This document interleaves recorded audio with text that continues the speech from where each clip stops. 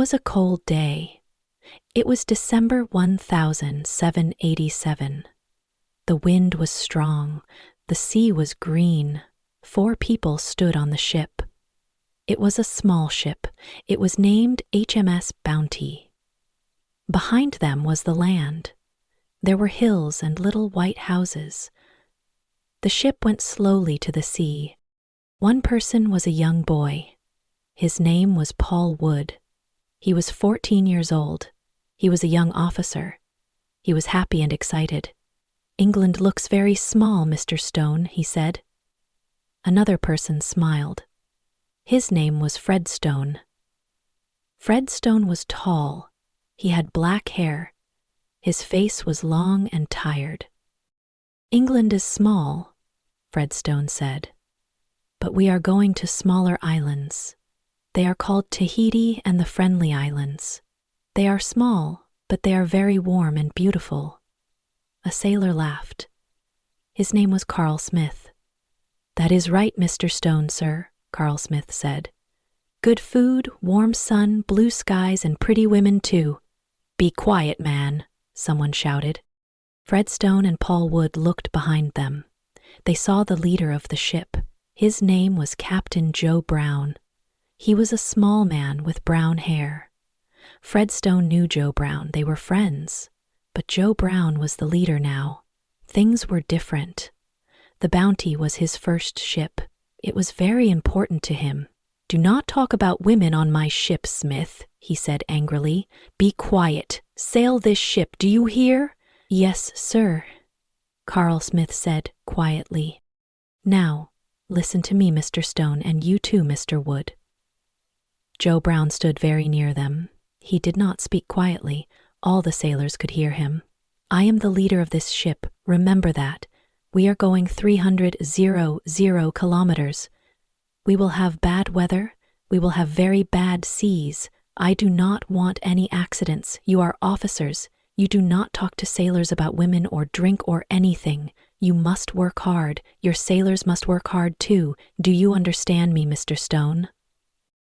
"Yes, sir," Fred Stone said. He did not look happy. "Good. And you, Mr. Wood?" "Yes, sir." The boy looked at Joe Brown. He was afraid. Then Joe Brown smiled. "Is this your first time at sea, boy?" "Yes, sir."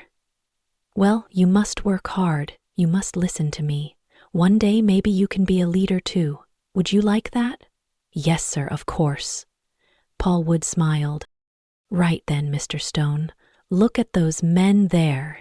They are not working. Go talk to them quickly." Joe Brown smiled again at Paul Wood. "On a happy ship, the men must work hard, but the officers must work harder. Do you understand, boy?" The Bounty sailed south. It went across the Atlantic Ocean. It took 10 days. They were in a storm near Cape Horn. They could not sail west. The wind was strong. So they sailed east. They went to South Africa, Tasmania, and Tahiti.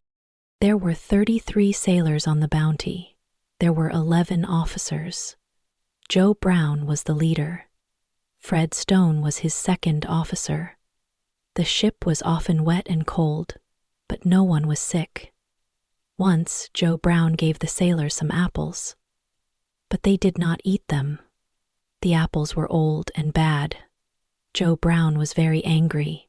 "Damn you men," he shouted. "Apples are good for you. You eat them, I say." On the 26th of October, in 1788, the Bounty arrived at Tahiti.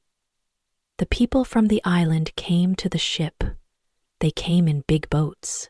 They had food. The king of Tahiti was friendly. His name was King Tom. Joe Brown went to King Tom's house. He gave him things from the King of England. "Thank you, Captain," King Tom said. "You are welcome here. I must give the King of England something too, but he is a rich man. What would he like, do you know?" Joe Brown smiled. It was an important question. "My king is very rich, King Tom," he said, "but we do not have any breadfruit trees in England. My king would like some for his people in Jamaica. Can I take some on my ship?" King Tom laughed. "Of course," he said. "That is easy. Take lots of them. My people can help you." The Bounty stayed in Tahiti for 5 months. In March, there were 1,000 breadfruit trees on the ship. Children from Tahiti played on the ship. In the evenings, the sailors danced and sang with the women. One morning, some sailors and women from Tahiti took a boat. They went to a different island. Joe Brown was very angry when the sailors came back. He put chains on their legs. Then he shouted at his officers and men. "You men must stay away from these women," he said. "You must all listen to me. You must all work hard for me and the king." Some officers kept pigs on the ship. Sometimes Joe Brown took the pigs from his. "I am giving this food to the sailors," he said. "They need it, not you." April 4th was the Bounty's last day in Tahiti. The ship was full of food and people. King Tom and his family were there. All the sailors and their friends from Tahiti were there. But nobody sang or danced. Everyone was quiet and sad. Paul Wood saw Carl Smith with a woman from Tahiti. She cried. He talked to her. It was the last time. Then she got into a boat and went back to the island. Paul stood near him. He was sad. The sun went down in the west. "Mr. Stone," it was Captain Joe Brown, "are all the Tahitians off the ship?" "Yes, sir," Fred Stone answered. "Good. Then we sail for Jamaica. Then we go back to Old England." He looked at Paul. "Do not stand there, boy. Get to work. Look at all our beautiful breadfruit trees. King George is going to be very happy about them."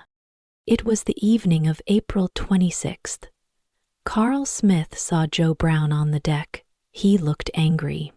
He stopped near Fred Stone. "Mr. Stone," Joe Brown said, "where are my coconuts? I had 50 yesterday. Now there are only 20. Where are they? Do you know?" "No, sir," Fred Stone said. "I do not know. I never saw them. I did not take them. You know that, Captain." Joe Brown looked at his tall young officer. He said nothing. Joe Brown and Fred Stone were friends once, Carl Smith remembered, but not now. Joe Brown was often angry. Fred Stone was always worried. "Fred Stone," he said, "you took my coconuts. I know you did. You are my second officer. But all you officers take my things. God damn you all." At 4 o'clock that morning, Carl Smith saw Fred Stone again. It was a quiet night. The ship moved slowly through the water. Fred Stone had a piece of wood with him. He had a bag. His face was white in the moonlight. A young officer, Sam Dale, talked to Fred Stone. "What are you doing, Mr. Stone?" Sam Dale asked. "I am in hell," Fred Stone said. "Joe Brown does not like me. He does not like any of his officers. I must leave the ship." "Leave? What are you talking about? How?" "I have some food in this bag. I have wood. I can swim," Fred Stone said. "We are not far from the island of Tafur. Maybe I can swim there." "Swim to Tafurk?" "Of course you cannot, man. Do you want to die?" "It does not matter. I cannot stay here with that man. I am in hell, I tell you. Every day he shouts at me. It takes a year to sail to England. I must leave the ship." "I understand," Sam Dale said. "Many of us are afraid of Joe Brown. We do not like him, but you must stay. You are our best officer. Listen to me now." Joe Brown was in bed. The door opened. Fred Stone came in. He had 3 sailors with him. It was still dark. Joe Brown opened his eyes. He saw the gun in Fred Stone's hand. "What?" Joe Brown sat up. "Get out, damn you! This is my—" "Hold him," Fred Stone said. The sailors put Joe Brown's arms behind his back. Fred Stone tied them with a rope. Now, sir, come with us. They took Joe Brown out of his bed. They took him up onto the deck. He wore a shirt. He had no trousers or shoes. There were 10 or 12 men there. They had guns and small swords. Fred Stone held Joe Brown's hands with the rope. Carl Smith stood behind Joe Brown with a gun. "What are you doing?" Joe Brown said angrily. "Let me go at once. You—" "Be quiet," Carl Smith said. "Listen to Mr. Stone." "But I am the leader. Not now. This is our ship now," Fred Stone said. Carl Smith put the launch in the water. The launch was a small boat. It was 7 meters long. Carl Smith put it in the water next to the ship. "Right," Fred Stone said. "Thank you, Smith. You stay with me." Fred Stone looked at some other sailors. He did not like them. "You mean," he said, "get into that boat, quickly, now." "No!" Joe Brown shouted. "All of you stay on this ship. Help me now." He began to run, but Fred Stone held the rope. Carl Smith held a knife to his neck. "Do that again, Captain Joe Brown, and you are a dead man," he said quietly. At the front of the ship, Paul Wood came up on deck. "What is happening?" he asked. He was afraid. "Be quiet, Paul," Fred Stone said. "You stay there. Get into the launch, you men," he shouted. Slowly, 18 sailors got into the launch. Then Fred Stone took Joe Brown to the side of the ship. "Now you, Captain," he said. "Over the side." 2 men carried Joe Brown over the side of the ship. Then the sailors threw some bread into the launch. They threw in a barrel of water, a little meat, bottles of rum and wine, some rope and sails, and some of the captain's books. "You see, we are not going to kill you," Fred Stone said. "You can live on that for a week or 2. "But why are you doing this, Fred Stone?" Joe Brown shouted angrily. "I am your leader and your friend." "No, you are not. Not now," Fred Stone said. "Do you not understand? I am in hell with you here on this ship." "You are going to be in hell all your life now, Fred Stone, because of this," Joe Brown said. Joe Brown sat in the launch with 18 men. Fred Stone and the sailors watched him from the back of the ship. Then they opened a bottle of rum and laughed. "England is that way, Captain Joe Brown," one of the sailors said. 30,000 kilometers to the north.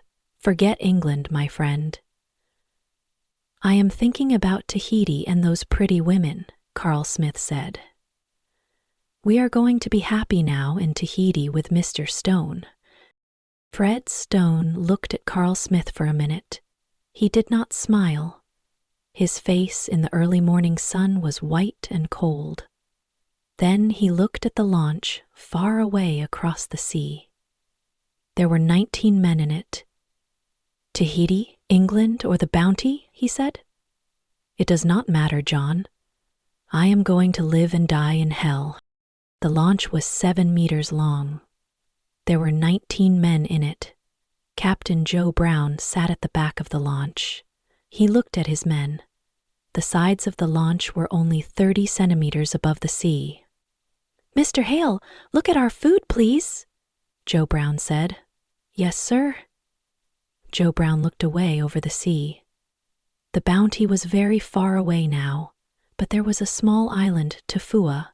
It was 20 kilometers to the west. After some minutes, Mr. Hale, a young officer, said, "Sir, we have 150 kilos of bread, 2 kilos of meat, 6 bottles of rum, and 126 liters of water, sir."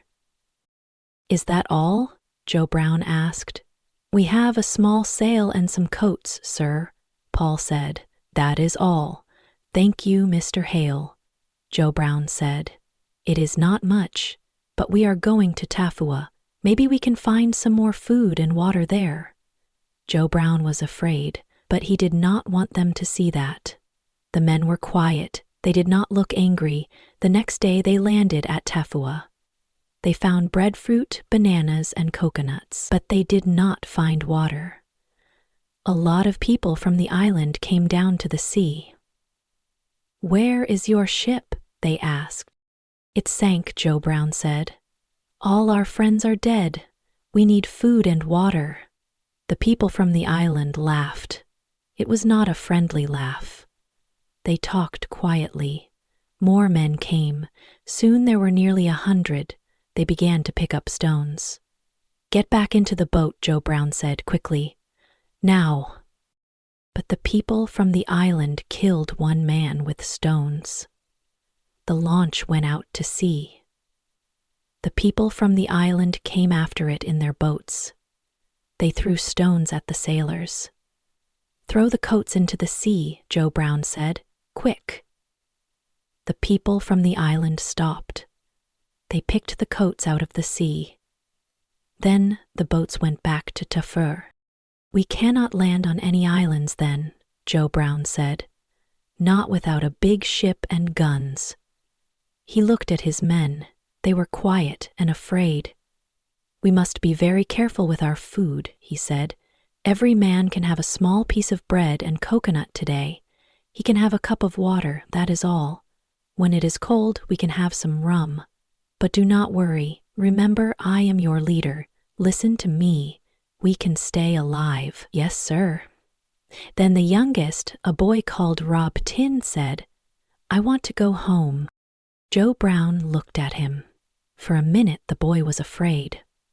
Joe Brown was often angry. Then he saw a small, cold smile on Joe Brown's face.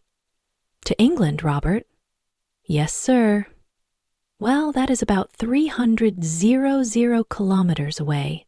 So first let us find Timor. That is much nearer. There are Dutch ships there.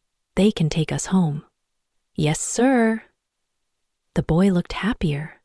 "How far is it to Timor, sir?" For a minute, Joe Brown did not answer. He looked away over the cold green sea. The wind was stronger now. The sky was dark. "Oh, not far," he said slowly. "Only about 7,000 kilometers." The next morning, the wind got stronger and stronger. The launch went up and down over big green waves. Everyone was wet. White water came into the launch. The sailors used the empty coconuts to throw the water back into the sea. At midday, they ate 5 small coconuts. They drank some rum. They ate some wet breadfruit. In the evening, the wind and waves were strong all night. No one could sleep. The next day, the bread was wet, but they did not throw it away. In the afternoon, it rained. They caught the water in cups and coconuts. It rained all night. Everyone was cold and wet. The launch was small. They could not all sleep. Most men sat up all night. On the 8th of May, it was sunny. The men took off their wet shirts and trousers. Joe Brown gave them some rum, coconut milk, and 80 grams of bread. Often he talked about New Guinea, Australia, and Timor. There were storms for the next 2 weeks. Sometimes they saw the sun for an hour. Every day it rained. Big green waves threw white water into the launch. They were always wet, tired, and hungry. 3 times they saw islands, but they did not go near them. They ate bad bread and old meat, but they had lots of rainwater to drink. When they were very wet, Joe Brown gave his men some rum. No one could sleep for more than 1 or 2 hours. Every hour, Joe Brown held a long rope over the side. The rope had knots in it. The men watched carefully. The knots went behind the launch. Joe Brown looked at his watch. "We are going quickly today," Joe Brown told them. He wrote in a little book. "We are going about 160 kilometers every day," he told his men. "But we cannot always sail west because of the wind. So, I am sorry. Today, we can only have 40 grams of bread." "Bad bread, too," one man said. His name was Paul. "Yes, but it keeps us alive," Joe Brown answered angrily. Then he laughed. "Look up there," he said.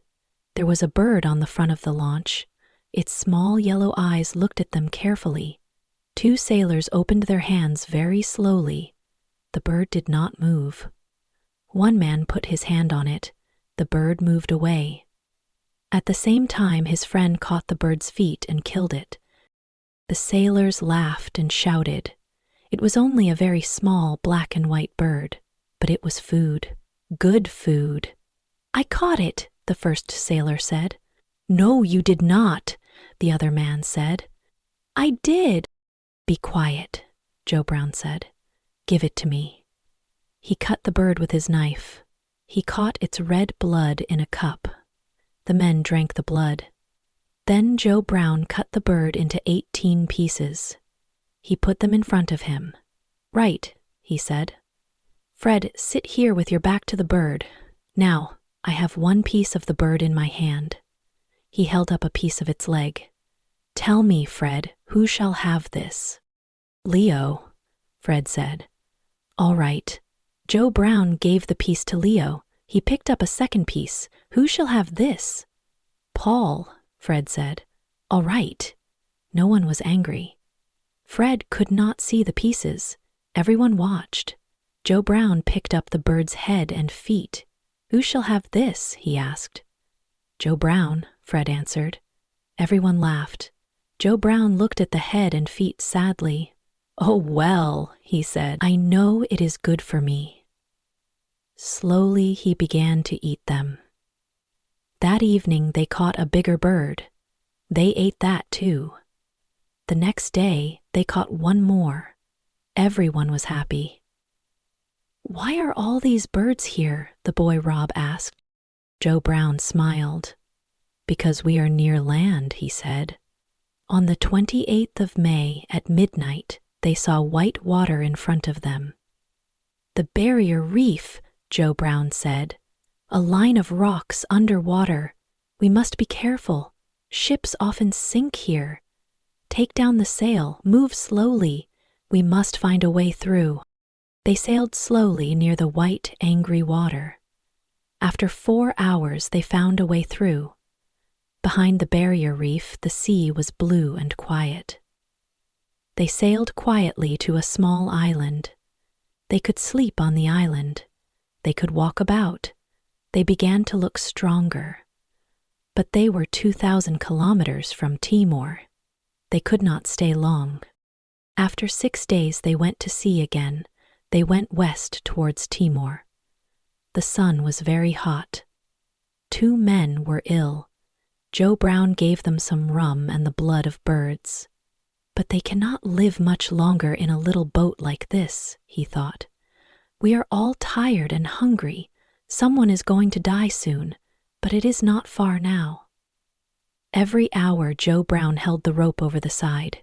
He wrote in his little book. He watched the sun, the sea, and the sky. Then on the 11th of June, Joe Brown said, "You cannot see it, but south of us there is a big island called Timor." They laughed and smiled and sang. The next day they saw the island. There were green trees and hills. 2 days later they came to a town called Kaupung. There were some Dutch sailors by the sea. Joe Brown and his men walked up to them. "Who are you?" a Dutch officer asked. "You look hungry and ill. Where are you from?" "I am Captain Joe Brown of the English ship HMS Bounty," Joe Brown said. "These men are English sailors. We left Tafur 41 days ago." The Dutch officer asked, "Where is that?" "It is a small island about 7,000 kilometers away." "We came to that small launch." "My God, 41 days in that?" The Dutchman looked at the launch. For a minute he said nothing. Then he asked, "Did any of you die?" Joe Brown smiled. "Oh no, only one. The islanders on Tefua killed him with stones. 17 men left Tefua with me. 17 men are here now. Alive. On the 14th of March in 1790, Joe Brown and his men arrived in England. He told the story of the mutiny. English people were very angry. They sent Captain Tom Ed in Pandora to Tahiti. On the 23rd of March in 1791, Pandora arrived in Tahiti. Captain Tom Ed and his men looked carefully at the island. They could see a lot of trees and small houses, but they did not see an English ship. Then a small boat came out to Pandora. The 3 men in the boat shouted and smiled. "I think they are men, sir," a sailor said. "All right," Captain Tom Ed said.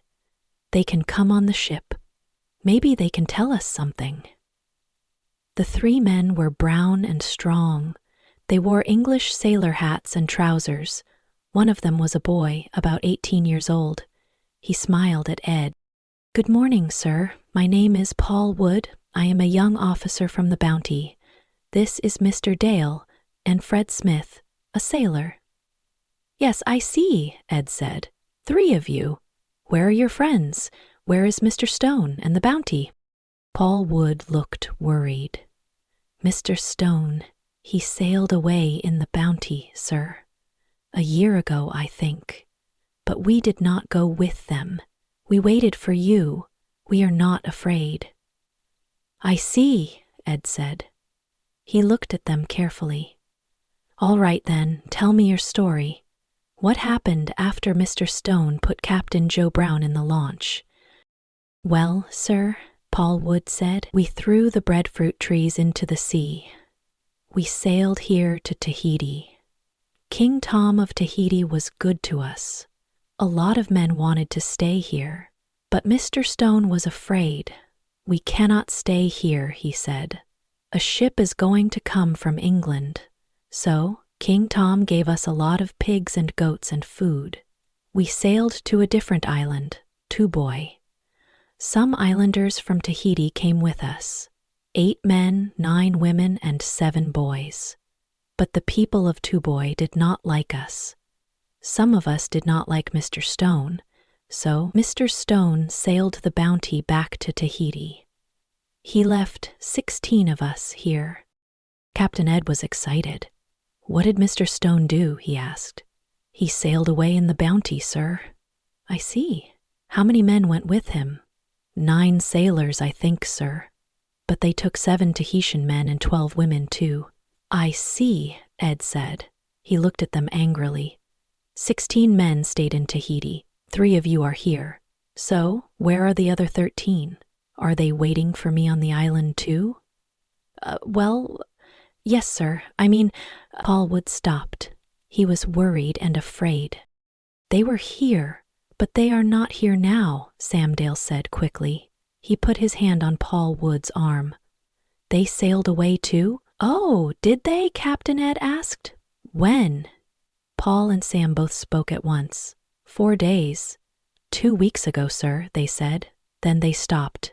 Ed watched them. "I see," he said slowly. "First, you are in a mutiny. Now you tell me things that are not true." "Sailor," Captain Ed yelled. "Yes, sir," one of the Pandora sailors answered. "Put these 3 men in chains. They are prisoners." "But, sir," Paul Wood said, "we did not run away.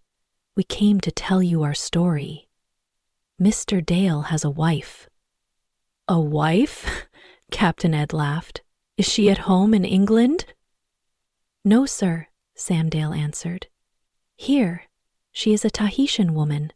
Her name is Peggy, Mrs. Peggy Dale. We have a daughter." Ed laughed again. "A Tahitian woman! I am sorry for her. But do not worry, she can come on the ship. She can see you in your new prison. Look behind you. We have a wonderful prison for you and your friends. Look." The 3 sailors looked behind them. On the deck of the Pandora was a wooden box. It was about 2 meters high and 4 meters long. It had a small door, but it had no windows.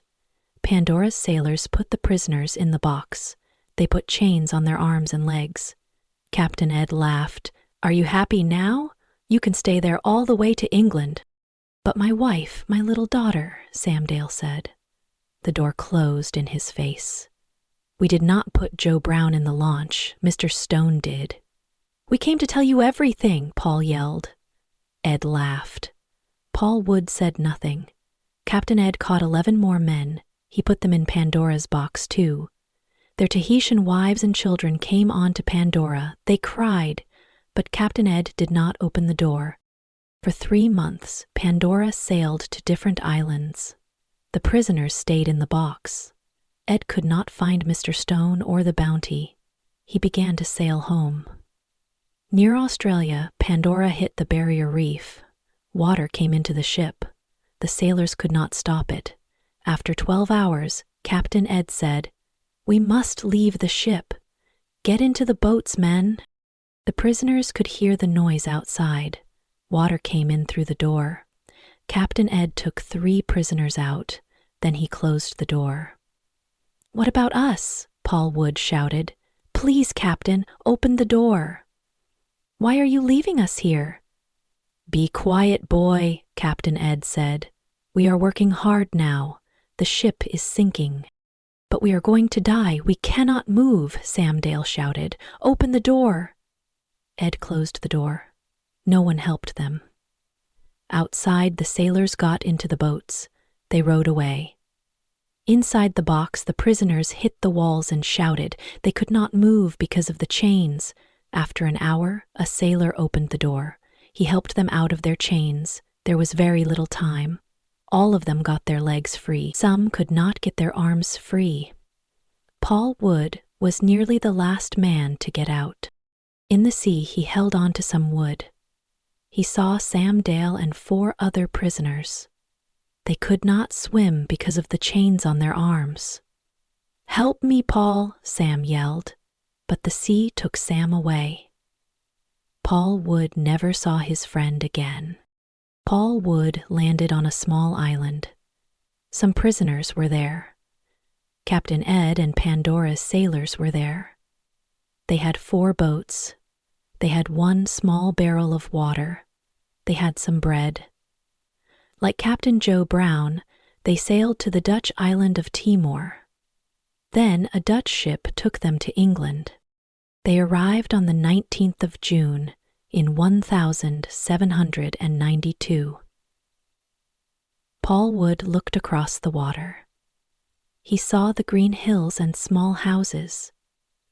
"Home," he said quietly to a Dutch sailor. "England is very beautiful, you know. I left here 5 years ago." "Are you going to see your family?" the Dutchman asked. "Not yet," Paul answered. "I must go to my trial first. The punishment for mutiny, you know." He stopped. The wind moved his brown hair. The Dutchman put a hand on his arm. "I know, Paul," he said sadly. "The punishment for mutiny is death." There were 9 captains at the trial. Paul Wood stood in front of them. He talked about the night of the mutiny. "It was 4 years ago," he said. "I was a young officer. I was 15 years old. When I came up on deck, Captain Joe Brown was Mr. Stone's prisoner. How could I help him? I did not have a sword or a gun. Mr. Stone put Captain Joe Brown and 18 men into the launch. One of the 9 captains asked, "Did you try to help Captain Joe Brown, Mr. Wood?" "No, sir," Paul answered.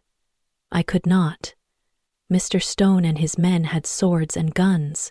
I had nothing." A different captain asked, "Did Mr. Stone do the right thing then? What do you think?" "No, sir. Of course not." "But you did not get into the launch with Captain Joe Brown. Why not?" "I could not, sir. It was full. There were 19 men in it. It nearly sank without me." "Did you say anything to Captain Joe Brown?" No, sir, I did not." "Some men did, but not me." "So, Mr. Wood, you were an officer on the Bounty. You saw this mutiny, but you did nothing. You just stood and watched. Is that right?" Yes, sir." Paul Wood was afraid now. "I was very young, sir. You were an officer. An officer must always help his captain. Wait there." The 9 captains walked out of the room. Paul waited for a long time. His mother and sister were with him. He felt afraid. Then the captains came back. The oldest captain said, "Paul Wood, because you did not help Captain Joe Brown, we say you helped the mutiny. There is only one punishment for mutiny: death. Do you understand?" Paul's face was white. He felt ill. He said quietly, "Yes, sir, I understand." 2 days later, he saw the oldest captain again. There was a small, cold smile on his face. "Mr. Wood, I have a letter from the king. The older sailors must die. Because you were a young boy on the Bounty, the king says you can live.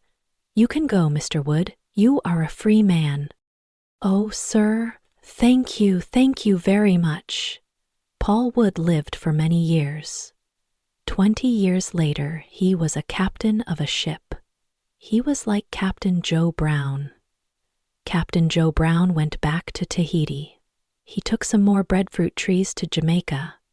After that, he sailed many more ships. He was an important man. He died in 1817. But what happened to the Bounty and Fred Stone? For years, no one knew. 20 years after the mutiny in 1809, an American ship, the Topaz, visited a small island called Pitcairn. When the captain of the Topaz came home, he had an interesting story. 5 years after that, in 1814, 2 British ships, the Briton and the Tagus, arrived. Pitcairn was a small island. There was nowhere good for ships to land. A boat came out through the whitewater to the British ships. The men from the boat came onto the Briton. They looked for the captain. "Sir Tom, good afternoon," the captain asked. "Good afternoon. Who are you?" A tall young man answered, "I am Theo." "I am sorry, Captain, what?" "My name is Sir Tom. Are you calling me Cat?" The young man blushed. No, Sir Tom, my name is Theo Stone." "Stone?" Captain Watt said. "I live on this island. You are welcome here. Would you like to come to my village? We can eat with us, or if you prefer the stone, we can do that." "Well, thank you very much. I will eat for now," the captain says. "And Captain Pip from the Tagus, can he come?" "Of course," Theo said. "He is welcome. Sir Smith would like to see you well fed."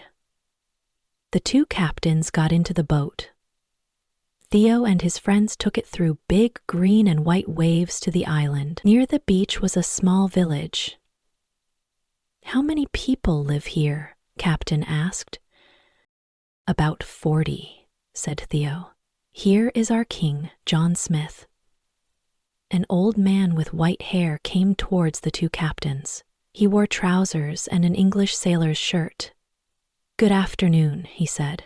"My name is John Smith of HMS Bounty. Welcome to Pitcairn Island." Some old women gave the captains wonderful food. John Smith told them his story. When the Bounty left Tahiti, Mr. Stone was very worried. "A ship is going to come from England," he said. "They want to kill me. They must never find us." So, when we landed here, we took all the pigs and goats. We burned the Bounty. We stood by the sea. We watched. Then we made our village. But Mr. Stone was always worried and afraid. It was difficult to live here. The Tahitian men did not like the English sailors. There were 10 English men, 7 Tahitian men, and 12 Tahitian women. When Mr. Stone took the wife of one of the Tahitian men, the Tahitian man killed him. Then the Tahitian men killed most of the Englishmen.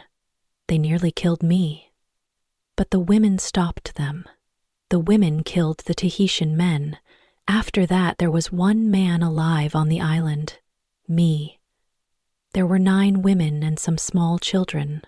This young man, Theo, is Fred Stone's son. "Oh, I see," said Captain Watt. "So you were alone here with 9 wives?" John Smith smiled. He looked tired but happy. The old woman near him smiled too. "Well, yes, sir," he said, "but I am a good husband to them. I am a good father to all these children. Now that these boys are men, they have wives too." "Do you all speak English?" Captain Pip asked. "Yes, sir. English and Tahitian too. We have our pigs and goats and coconut trees. We think about God every day, sir." "You are very happy," Captain said. "We are, sir," John Smith said. He stood up slowly. "I know why you are here. You are going to take me to England with you. I must die there." Captain Watt looked at him. The Pitcairn Islanders looked very sad. Some of the women began to cry. "What do you mean, man?" Captain asked.